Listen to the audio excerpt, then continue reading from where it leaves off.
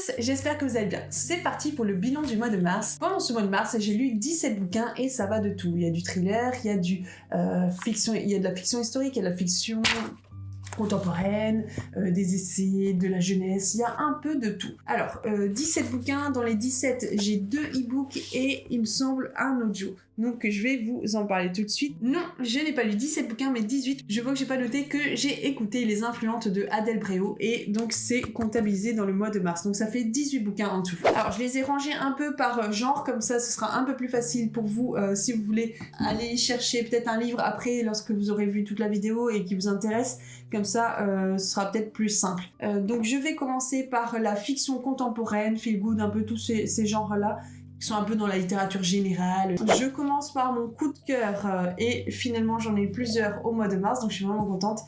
C'est Laurent Bettoni, Le Ravissement du Monde aux éditions Perséphone, donc leur premier bouquin dans cette maison d'édition qui a ouvert au mois de janvier et franchement c'est génial. Donc Laurent Bettoni, comme je l'ai dit dans mon vlog précédent, le premier du mois d'avril, c'est un auteur qui écrit aussi du thriller et là on est dans une fiction contemporaine. J'ai lu Votre profil lui plaît il y a 2 ou 3 mois et c'était vraiment très bien fait, très bien écrit et ici on est complètement dans un autre genre, un autre registre et franchement il est génial, il écrit super bien, sa plume est très fluide, c'est clair, c'est net, c'est bien écrit, les chapitres sont assez courts. Ici on est dans une histoire où on a Alaïs qui est vraiment dans une situation un peu difficile où elle vit chez ses parents, elle veut travailler en tant qu'artiste peintre mais ses parents ne la suivent pas et elle en a marre parce qu'elle ne se sent pas soutenue, donc elle va partir à Paris. Là-bas il y a des choses qui vont s'ouvrir à elle mais elle va subir un tragique accident et à partir de là sa vie va être complètement chamboulée, transformée et moi je le disais dans le vlog, j'ai vraiment aimé cette lecture parce que tout simplement la plume est géniale de l'auteur, c'est très bien mais son histoire est vraiment bien, il s'inspire de faits réels pour certains lieux, certaines choses de l'histoire et ça j'aime énormément, ça rend finalement le récit encore plus authentique je trouve. Les thèmes qu'il aborde sont vraiment géniaux, je vais pas te dire parce que sinon ça va être un peu spoilé, mais dans tous les cas on sait qu'il y aura un avant et un après pour Alaïs et j'ai aimé aussi, je l'ai pas dit dans le vlog ça tient, mais j'ai aimé aussi apprendre pas mal de choses sur le monde de l'art et c'était vraiment intéressant parce que je m'y suis jamais réellement intéressée. Les peintures c'est pas forcément quelque chose qui me parle beaucoup, les musées, voilà, sculptures, tout ça, c'est pas forcément un monde qui m'appelle, qui me parle et par lequel je vais être vraiment touchée. Donc c'est tout, voilà, j'y vais une fois de temps en temps, je fais un peu les musées principaux, ce genre de choses, les choses à connaître, à savoir pour la culture, mais c'est pas ce style d'œuvre d'art qui va me percuter en fait, qui va susciter des émotions chez moi. Mais étonnamment, dans ce livre, on en apprend un peu plus sur l'art, sur surtout la peinture, tout ça, et j'ai aimé en fait, à travers le personnage, à travers sa vie, en apprendre un peu plus là-dessus, et c'était vraiment bien. Je trouve que les émotions qui passent dans ce roman sont géniales. Comme je disais dans le vlog, je suis passée vraiment de la joie à la peine, à la tristesse, au rire, à plein de choses, et il y a de la tension, du suspense, il y a du mystère, c'est vraiment très bien. Je le recommande vraiment vivement si vous aimez les fictions contemporaines, la littérature générale, sur des thèmes actuels, sur des choses qu'on pourrait vivre chacun. Et franchement, je vous interpelle et je vous recommande ce livre-là et en plus ça ferait vivre cette nouvelle maison d'édition, ça les encouragerait et je pense que ça leur ferait certainement beaucoup de bien. En tout cas moi j'ai énormément aimé. Une autre fiction contemporaine que j'ai beaucoup aimé durant le mois de mars, c'est un livre qui vient de sortir très récemment aussi, c'est Sophie Thalmann qui a écrit donc La tendresse des autres, donc aux éditions Albin Michel. Donc ici on est dans une histoire un peu d'une famille comme tout le monde peut vivre, voilà. Donc il y a les parents, ils ont 2 enfants et en fait il va y avoir un accident tragique dans cette famille pour le fils qui a à peu près 10 ans, quelque chose comme ça. Et en fait, pareil, on est un peu comme dans l'autre histoire, c'est un peu, il y a des thèmes qui se font écho et c'est peut-être pour ça aussi que j'ai énormément aimé parce que ce sont des thèmes qui me parlent et finalement qui sont assez proches de ma vie. Et donc, je vais en retirer des choses, je vais en retirer des réflexions, ça me fait réfléchir en fait, ça me fait penser à certaines choses par rapport à moi, ma vie, le contexte, voilà, mon contexte familial, professionnel, plein de choses. Et c'est pour ça que je pense que ça me touche beaucoup. Et dans cette histoire, donc voilà, il va y avoir aussi un avant et un après pour pour Thibaut, donc cet enfant qui va subir un accident de voiture. En tout cas, il va être percuté par une voiture. Lui, il était en trottinette ou en vélo, je ne sais plus, l'un ou l'autre. Et trottinette, voilà, je me rappelle, trottinette, parce qu'on en reparle dans l'histoire par la suite. Et c'est vraiment une histoire très très forte. Aussi, pareil, on va être pris dans pas mal d'émotions, comme dans le premier bouquin, de la joie, de la peine, de la tristesse, de l'espoir, de la vie. Et cette maman, en fait, elle va prendre un peu de distance avec son boulot pour pouvoir s'occuper de son fils et pouvoir essayer de lui redonner goût à la vie, et ça va être très très compliqué. Elle va se heurter vraiment à un enfant qui est dans le déni, qui ne veut pas prendre sa vie en main, qui veut pas avancer, qui veut rester dans le déni, qui veut pas parce qu'il a peur, il a des peurs, il a honte, il a plein de il a de la peine, il a de la tristesse en lui, il a de la rage, de la colère, il ne comprend pas et il ne veut pas vivre comme il est maintenant. Et en fait, c'est vraiment vraiment une belle histoire parce que on va apprendre à côté de ce Thibaut, à voir comment il va reprendre goût à la vie. Et ça, je vous le dis pas comment ça va se passer. Il va y avoir des personnages autres dans l'histoire, tout ça, des facteurs qui vont arriver, qui vont aider, mais le plus important, moi, ce que j'ai retenu dans cette histoire, c'est vraiment que ça parle de famille, ça parle de lien entre parents, enfants. On sent un peu comment un parent est face à un enfant qui a subi quelque chose de grave, comment il vit les choses, et là on le voit vraiment bien dans le bouquin. Et qu'est-ce que la maman, le père sont prêts à faire, sont prêts à sacrifier pour pouvoir aider leur enfant à reprendre goût à la vie. Et c'est vraiment vraiment une belle histoire. On a un peu un entremêlement dans l'histoire entre la vision de la maman et le fils. Et c'est vraiment bien fait, j'aime beaucoup, beaucoup, beaucoup. C'est une très belle histoire, je le recommande aussi si jamais vous voulez lire une fiction contemporaine sur des thèmes actuels aussi, sur des choses où il faut reprendre goût à la vie, il faut parler d'espoir, d'entraide, de famille, mais bien vous allez vraiment vous y retrouver dans cette histoire-là. Une autre histoire que j'ai lue, donc là c'était dans le cadre du jury du Challenge Gamemeister, donc la maison d'édition Gamemeister. Et ici, je sais pas trop dans quoi finalement ranger ce bouquin-là, donc je l'ai mis un peu dans la fiction contemporaine, mais je sais pas trop, parce qu'en fait c'est une histoire qui a été écrit par une femme et qui donc vit en Alaska. Et en fait, comme dans beaucoup de parties du monde, il y a des contes, des versions orales de certaines histoires qui passent de génération en génération. Et cette histoire, c'est ça en fait, c'est l'histoire qu'elle a écrite, mais qui ne vient pas d'elle, c'est cette histoire qui a été racontée pendant ces générations avant elle. Donc on est ici dans une histoire qui s'appelle Seul dans le Grand Nord. Voilà, et donc en fait, c'est une histoire qui est très courte, elle fait même pas 150 pages.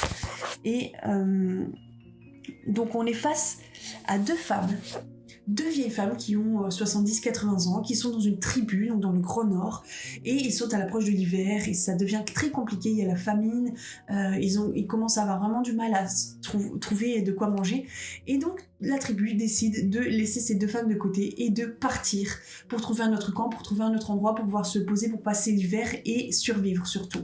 Et comme ces deux femmes, elles n'ont plus de force, elles ne servent plus vraiment à grand chose à la tribu, elles sont laissées pour compte.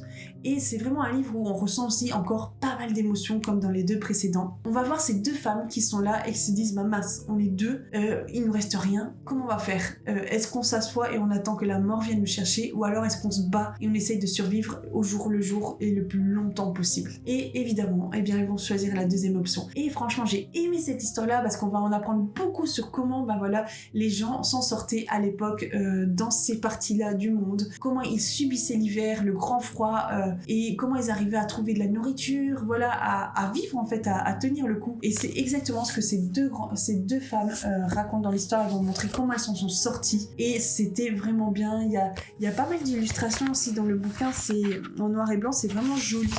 Ça aide un petit peu aussi à se mettre dans le goût, dans l'histoire en fait, à s'immerger un peu plus dans l'histoire. Et franchement, j'ai beaucoup aimé cette histoire, c'était presque un coup de cœur aussi, je pense. Une très très belle histoire qui s'est lue vraiment rapidement, et je vous le conseille. Il vient de sortir, donc là je peux en parler librement. Il vient de sortir là ces 2-3 derniers jours, c'est aujourd'hui même je pense qu'il sort, pendant que je suis en train de filmer, mais donc ce mercredi là, avril. Un autre livre que j'ai lu en lecture commune ici, donc c'est Tout ce que tu vas vivre de Lorraine Fouché. Je ne sais pas si j'avais déjà lu un livre d'elle, mais voilà, je l'avais dans ma palle parce que je l'avais acheté lors d'un achat de livres en groupe et de seconde main quoi. Donc ici on avait le cœur du père de Dom qui cesse de battre dans les bras d'une femme et voilà, qui s'éclipse après avoir ouvert au secours. Orphelin à 15 ans, Dom tente de recoller les morceaux et se lance sur la piste de cette mystérieuse amoureuse. Mais un nouveau coup de tonnerre éclate lorsqu'il reçoit les condoléances d'un inconnu qui aurait rencontré ses parents en Argentine, juste avant la naissance de leur fille. Seulement voilà, Dom est fils unique. Cette révélation fracassante en entraîne d'autres qui le conduisent à quitter son île de Groix pour aller doubler le cap Horn au pays des glacés bleus à la recherche de la vérité. Donc c'est un livre qui se lit assez rapidement, j'ai bien aimé, on a dans l'histoire d'hommes qui parlent, puis on a aussi cette fameuse amoureuse dont on ne connaît pas le nom, et à la fin bien sûr on va connaître, et en fait ça parle vraiment aussi un peu de la famille, des secrets, des non-dits, de comment Dom va s'en sortir alors qu'il a 15 ans et qu'il n'a plus de famille puisque sa mère a disparu aussi quelques années auparavant. Donc c'était une histoire assez sympa, pleine de mystères, de secrets, et si vous aimez un peu ce genre d'histoire, n'hésitez pas à aller le lire, c'est rapide à lire et c'est sympa, la plume de l'autrice c'est bien aussi, j'ai bien aimé. C'est pas un coup de cœur, mais c'était une bonne lecture. Un livre que j'ai bien aimé aussi, c'est pas forcément un coup de cœur non plus, mais j'ai bien aimé, c'était La Dictée de Antoine Lorrain et qui est sorti le 26 février, donc aux éditions Flammarion. Je le remontre ici, j'en avais parlé aussi dans les vlogs. Donc c'est Benjamin qui a vraiment du mal en orthographe et en dictée à l'école et dont ses parents n'en peuvent plus parce qu'ils savent pas comment faire pour l'aider. Ils vont se mettre un peu à sa place, ils vont faire la dictée et lui dire bah voilà tu vois il faut faire comme ça. Et donc la maman elle a aussi des connaissances de personnes qui travaillent à l'Académie de France, tout ça. Et en fait pendant toute l'histoire ça va être un petit peu des personnages qui vont se rencontrer, qui autour de la dictée en fait. Et c'est vraiment sympa parce que c'est un peu nostalgique, ça nous fait penser un peu à notre enfance à l'école, à nous aussi lorsqu'on faisait des dictées lorsqu'on était enfant. Et il y avait toujours ces enfants qui s'en sortaient très bien. Moi j'étais plutôt dans ce groupe-là, j'avais pas de soucis avec les dictées. Je faisais des erreurs comme tout le monde, mais j'avais des bonnes notes, ça se passait bien quoi. J'étais bonne en français, en orthographe. Et il y avait quand même l'autre groupe où c'était compliqué. Et ce qui est marrant, c'est que l'auteur, lui, il était pas très bon en dictée. Et pourtant, aujourd'hui, il est écrivain. Donc c'est aussi un bon témoignage de ce qu'on peut devenir, alors qu'à l'école, c'est pas forcément là où on est bon. Et moi, je trouve que c'est bien. Parfois, on est un peu formaté à l'école sur certaines choses. Je dis ça, hein, mais moi, j'ai été prof pendant pas mal d'années. On voit que des enfants sont pas forcément bons dans certains domaines, mais ça veut pas forcément dire qu'ils vont être mauvais dans ces domaines plus tard et qu'ils vont pas s'en sortir. C'est juste que, voilà, quand t'as 30 élèves dans une classe, forcément, tu fais à peu près les mêmes choses. Même si un enfant va avoir plus de prédisposition pour autre chose, tu peux pas commencer à faire un programme précis pour chaque enfant, 30 enfants. C'est super compliqué. T'essayes de faire au mieux pour que les enfants puissent s'épanouir et qu'ils puissent aussi s'épanouir dans les domaines où ils sont les meilleurs. Mais il y a toujours des choses qu'on doit mettre en commun. Il y a des choses, des matières, des exercices, voilà, plein de lectures où on va toujours faire ensemble, mais c'est pas parce qu'on est mauvais à l'école à un moment précis que plus tard on va être encore mauvais là-dedans, ou en tout cas qu'on va avoir des difficultés. On peut toujours y arriver et s'en sortir. Faut juste trouver sa voie. Ensuite, je parle de 20h Académie de Olivier Schoenjans. J'en avais parlé aussi dans un vlog. C'est un livre sympa. Je sais pas trop aussi dans quelle catégorie le mettre, donc je l'ai mis dans la fiction contemporaine. On est ici dans une histoire qui est assez sympa. C'est Marc qui est présentateur du 20h, donc sur une des grandes chaînes de la télé. Et en fait, il commence à prendre de l'âge. Il est pas vieux, mais pour la société, il devient vieux. Donc ses chefs là-haut, ceux de là-haut se disent il va falloir le remplacer, surtout que l'audience des jeunes n'est pas très bonne, ils n'arrivent pas à attirer les jeunes pour regarder le journal du 20h. J'ai envie de dire, qui regarde le 20h chez les jeunes aujourd'hui, alors qu'il y a tout sur internet, les réseaux sociaux, tout ça. Je suis pas sûre qu'il y ait énormément de jeunes qui regardent le journal de 20h. C'est plutôt peut-être nos parents, encore les gens peut-être de notre âge, les 40-50 ans, mais bon, ça c'est encore quelque chose, je sais pas, je me suis pas renseignée là-dessus, mais des jeunes que je connais, je suis pas sûre qu'ils regardent le journal de 20h. Donc ce qu'ils ont pensé dans cette histoire, c'est pourquoi pas faire une télé-réalité, tiens les jeunes regardent les télé-réalités, sur des candidats qui vont se présenter pour être le présentateur du 20h, et donc il y aura je pense 10 candidats, et donc chaque semaine il y aura des nominés, il y en a un qui va partir, voilà, et les deux autres vont revenir. Ils vont devoir faire des enquêtes chaque semaine, les meilleures enquêtes vont être présentées au JT du 20h du soir, et donc à chaque fois en fait il faut être filmé au jour le jour, et donc à partir de là on va le connaître un peu mieux, et puis on saura, on nominera sera les meilleur pour les semaines à venir et il ne restera qu'une personne pour le JT du 20h. Donc en fait, c'est sympa. Il n'y a rien de nouveau dans le fonctionnement de la télé-réalité, mais c'est sympa, je trouve, de faire ça avec le futur présentateur du 20h. Évidemment, on voit qu'il y a un peu des ficelles qui sont un peu toujours tirées par le haut, que tout n'est pas quand même fait par les spectateurs, hein, mais donc on voit un petit peu l'envers du décor et les coulisses et c'est sympa. Franchement, c'est bien écrit, on passe un bon moment en lisant ce bouquin. Je vais vous parler de les influences... Ah mince, les influenceuses de Adèle Brio, je n'en peux plus, je pense que c'est ça, qui se passe dans le monde de la mode et franchement c'était sympa. On avait Anne, une fille qui fait ses confections de vêtements, elle les vend sur internet, elle a un petit truc quoi, et à côté de ça on a Blanche qui est une grande femme dans le monde de la mode, dans un grand magazine super connu, et donc en fait elle va prendre sous sa main Anne parce que Anne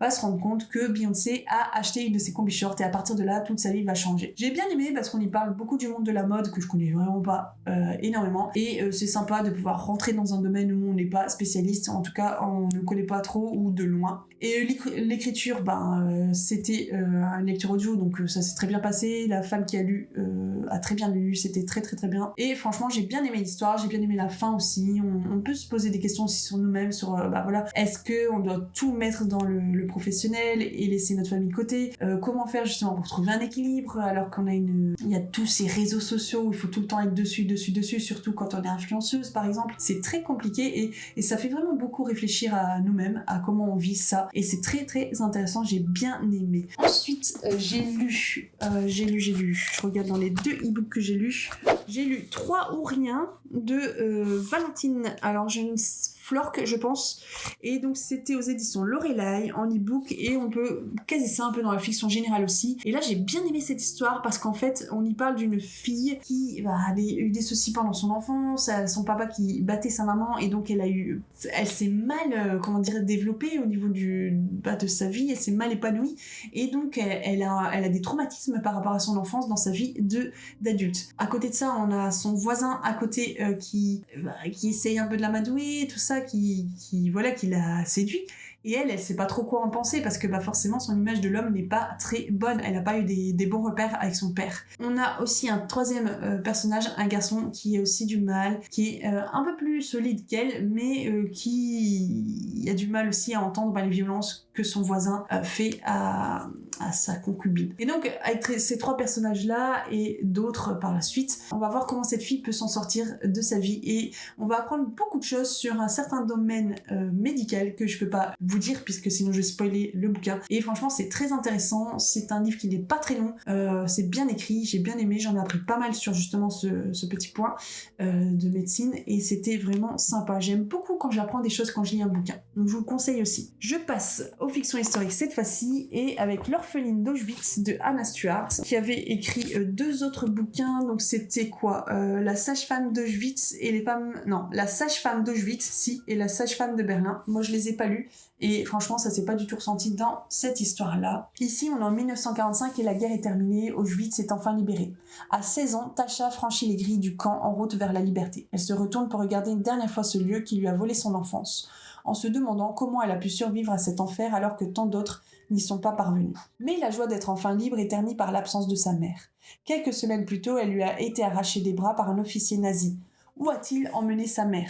Est-elle encore en vie ? Avec une mèche de cheveux pour seul souvenir, Tasha demande à tous ceux qu'elle croise s'ils ont vu une femme rousse. Dans le chaos d'une Europe en cendres, la retrouver semble impossible. Pourtant, Tasha a une certitude, il faut toujours garder l'espoir. Cet espoir qui a fait d'elle une survivante plus forte que toute l'horreur du monde. J'ai beaucoup aimé cette histoire, c'est un peu aussi un coup de cœur parce que j'ai beaucoup lu de la Seconde Guerre mondiale, mais là c'est vraiment juste à la fin, quand les camps sont libérés. Qu'est-ce qui se passe avec ces personnes qui ont été rescapées de tous ces camps ? Elles n'ont plus rien. Comment elles vont reprendre la vie ? Comment, au niveau, est-ce qu'elles vont retrouver une maison ? Est-ce qu'elles vont retrouver des membres de leur famille, proches ou lointains ?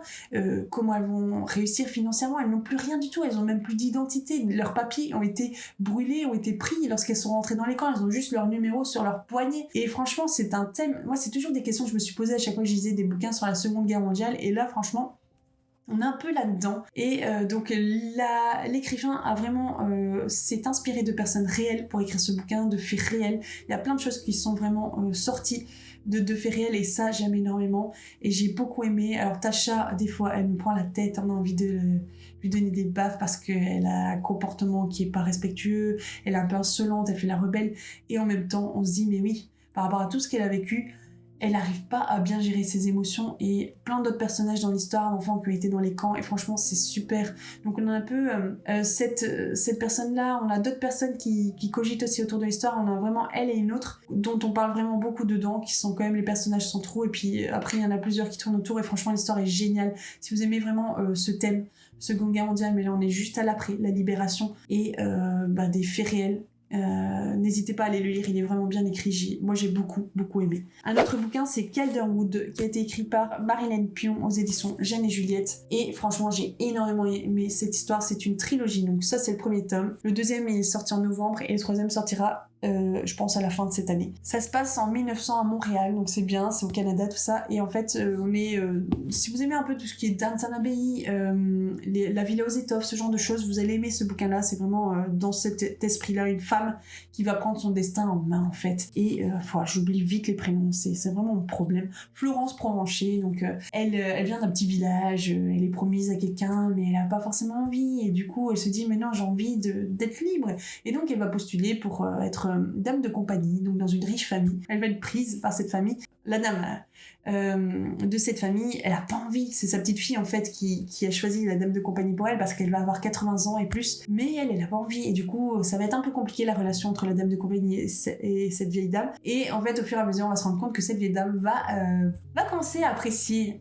Florence, et j'aime beaucoup cette histoire parce qu'on va en apprendre un peu plus sur la grande entreprise de cette vieille dame et ses petits enfants qui vont prendre la relève. Elle est un peu inquiète parce que son petit-fils n'est pas vraiment là, il n'est pas très présent, elle l'attend tout le temps et puis elle se morfond en fait, elle déprime un peu, et voilà, il y a plein de situations comme ça dans l'histoire et c'est très bien écrit, c'est très bien fait, j'ai bien aimé, j'ai vraiment envie de lire la suite parce que là le premier se termine sur un grand suspense, donc il faut absolument lire le second tome, mais si vous aimez ce que je viens de vous dire, fiction historique, Downton Abbey, la Villa aux étoffes, ce genre de choses, allez le lire, il est vraiment très bien.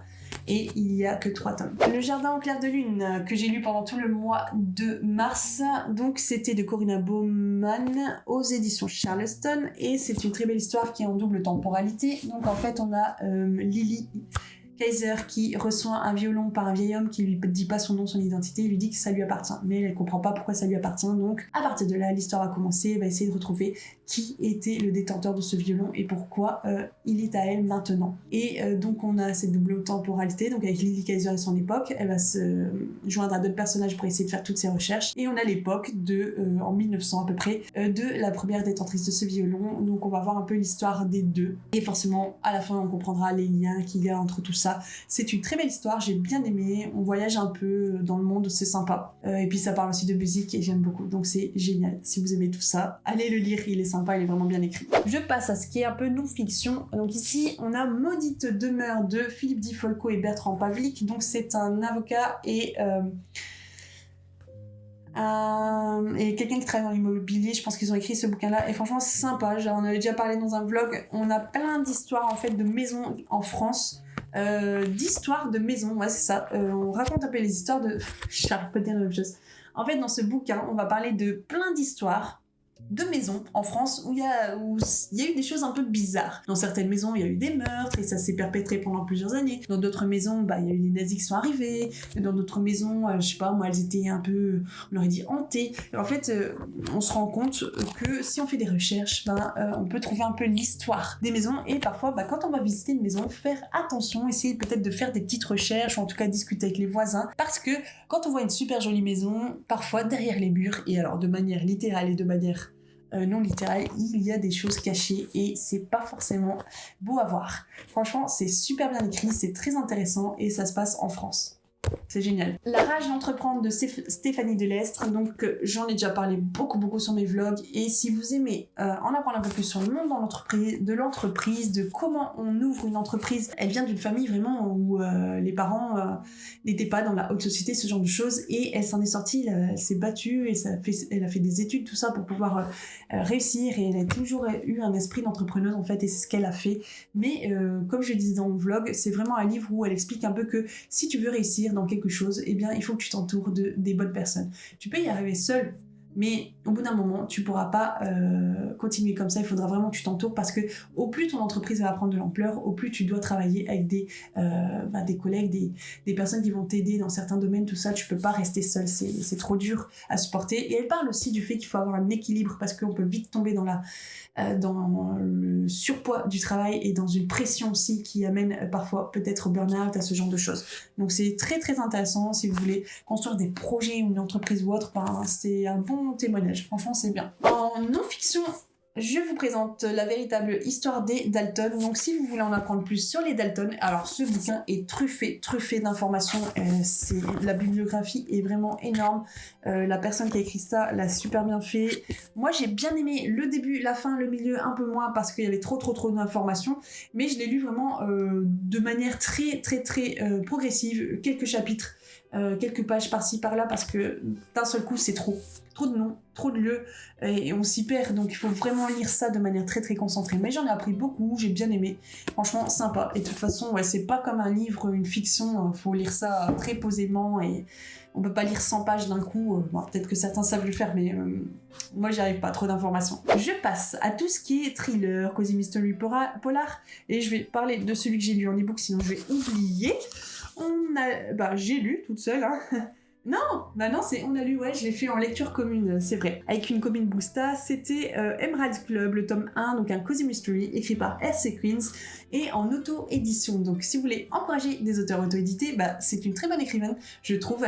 En tout cas, le premier tome, il était vraiment sympa. Une femme qui est française, mais bon, elle plaque un peu tout sa vie, on sait pas trop pourquoi. L'écrivain ne lui donne pas trop les détails et elle part en Australie. Elle a tout à refaire. Trouve un métier, trouve un logement, ce qu'elle va faire. Et en fait, il faut savoir qu'elle est malentendante. Ça va lui jouer un peu des tours dans sa vie, forcément. C'est un peu compliqué. Parfois, si on lui parle de derrière, c'est compliqué. S'il y a trop de personnes ensemble, c'est compliqué. Donc, elle a un appareil auditif, mais c'est pas aussi net que quelqu'un qui n'a pas de problème d'audition. Et j'ai bien aimé parce que c'est notre héroïne dans l'histoire. Et en fait, elle va assister à un meurtre. Et elle aime bien tout ce qui est policier, regarde les émissions, tout ça, elle lit des bouquins là-dessus. Et elle va pas pouvoir s'empêcher de mettre sa main à la pâte dans cette histoire-là. Donc ça va être très sympa. Il y aura aussi un petit gang de vieux personnages qui vont être avec elle. Ça me fait penser un petit peu au thé meurtrier d'Oxford, mais en Australie. Donc c'est sympa parce que ça se passe dans une autre partie du monde et on a une héroïne qui a un handicap et je trouve ça vraiment sympa à lire.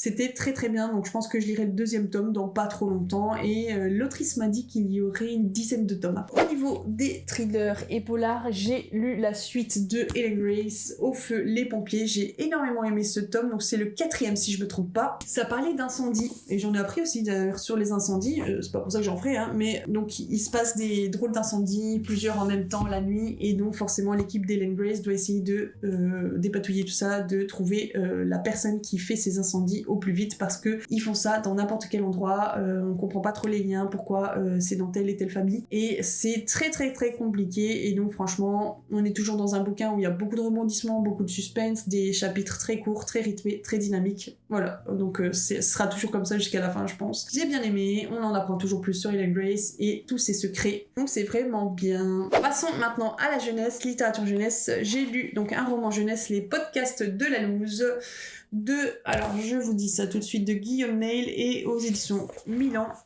Alors, je trouve que le sujet était pas mal parce qu'en fait, on y parle de harcèlement, clairement de harcèlement, mais au collège. Donc, c'est bien pour les collégiens, cette lecture-là. Et on va avoir 3 enfants qui vont devoir faire un travail en commun pour une certaine matière et ils vont devoir créer un podcast. Ils doivent trouver un podcast qui soit un peu dans un thème particulier. Bon, ils vont avoir plein de soucis, ça va mal se passer, tout ça. Donc l'auteur va émisser le thème du harcèlement dans cette histoire-là et c'est vraiment bien mené. Je trouve que le sujet du podcast et très moderne, ramène quelque chose vraiment de très bien dans cette histoire-là. À la fin, il nous met plein de trucs, des petits bonus, comme par exemple la liste des musiques pendant le podcast, comment faire un petit tuto d'un podcast. Il y a plein de choses assez intéressantes à la fin. C'était une histoire sympa et les thèmes évoqués forcément sont intéressants et je pense que c'est bien d'en parler avec nos jeunes. Un prochain livre que j'ai lu, une très très belle magnifique, Le vent dans les saules. Donc c'est un classique anglo-saxon écrit par Kenneth Grahame et je me rappelle plus à quelle époque ça a été écrit. C'était dans les années 1900 je pense. À l'origine, c'était pas destiné à être un bouquin comme ça, c'était des histoires que l'auteur racontait à son enfant le soir avant d'aller se coucher, sous forme de lettres, si je me trompe pas. C'est une belle histoire d'animaux, le rat, la taupe, le crapaud et le blaireau. Et donc, c'est bien, il y a pas mal de morale dedans, en fait, sur le bien, le mal, l'entraide, entre l'amitié, tout ça. C'est vraiment une belle histoire, un beau classique que je vous conseille à lire si vous avez envie et si vous avez des enfants autour de vous, dans votre famille, ça peut être sympa de lire avec eux aussi, parce qu'il y a des bonnes petites morales dedans. Un livre que j'ai bien aimé aussi, c'est donc toujours un roman jeunesse pour les ados aussi, c'est Bienvenue à Mille Merveilles, un royaume rempli de règles, et donc en fait ici c'est un royaume qui est chanceux parce qu'en fait ils ont des dragons qui font en sorte que tout s'y passe bien. Mais pour ça, il faut que les gens respectent des règles. Et il y en a énormément, plus de 200 je pense. Et dans ces gens, il y a deux petites princesses qui se rebellent un petit peu, qui en ont marre de suivre toutes les règles parce qu'elles, elles n'ont pas le droit de monter sur un cheval, faire des courses, faire certains sports. Il y a plein de choses qu'elles n'ont pas le droit de faire, elles peuvent pas porter des pantalons. Elles en ont un petit peu marre, elles veulent faire ça aussi. Et du coup, elles vont enfreindre quelques règles. Et tiens donc, le comportement des dragons est différent. Donc qu'est-ce qui va se passer à la fin, je le dis pas, mais est-ce que c'est à cause du fait que les petites princesses ont enfreint les règles ou alors c'est tout à fait à cause d'autre chose que les dragons deviennent bizarres. C'était vraiment une histoire bien sympathique et dedans il y a des belles petites images aussi par-ci par-là. C'est bien écrit, ça se lit tranquillement je pense pour des petits jeunes. Je pense que j'ai fait le tour de tous mes livres que j'ai lus au mois de mars. Je pense que j'en ai pas oublié. Franchement, c'était un bon mois. J'ai eu quelques coups de cœur, comme vous l'avez entendu au début, et ça fait vraiment plaisir. Le mois d'avril, je pense, va être tout aussi bien. Ça va être sympa aussi les lectures que j'ai. J'en ai beaucoup à lire. Je sais pas si je vais réussir à terminer. En tout cas, par rapport à la liste de bouquins que je vous ai montré pour ma pile à lire du mois d'avril, si vous pouvez aller voir la vidéo, vous verrez là. J'ai quasiment rempli ma liste. Il y a 2-3 bouquins qui sont passés à la trappe, mais en même temps, ils ont été remplacés par 2-3 autres bouquins. Donc finalement, la pile à lire n'a pas trop changé, il n'y a pas eu trop de différence. J'essaierai de faire une photo d'ailleurs avec l'avant et l'après, ça peut être sympa, et je la mettrai peut-être à la fin de la vidéo pour que vous puissiez voir ça. Mais bon, c'était un très bon mois de lecture. Et vous, votre bilan, comment il a été? Est-ce que vous avez aimé vos lectures? Combien de bouquins vous avez lus? Est-ce que vous avez fait des découvertes, des nouveaux auteurs, des nouvelles histoires, peut-être des genres ou des registres différents que vous n'avez pas lus avant, que vous n'aviez pas forcément l'habitude de lire? Dites-moi tout dans les commentaires, j'ai envie de savoir un peu ce qui s'est passé pour vous au mois de mars. Est-ce que vous avez des coups de cœur? Peut-être qu'il y a des livres qui vous ont pas plu du tout aussi, ça peut arriver, des abandons, je ne sais pas. En tout cas, n'hésitez pas à m'en parler, je serais vraiment contente de pouvoir partager avec vous et d'échanger. Je vous souhaite de passer une très bonne journée, une très bonne semaine et je vous dis à la prochaine pour une nouvelle vidéo. C'était les mots d'or, à très bientôt.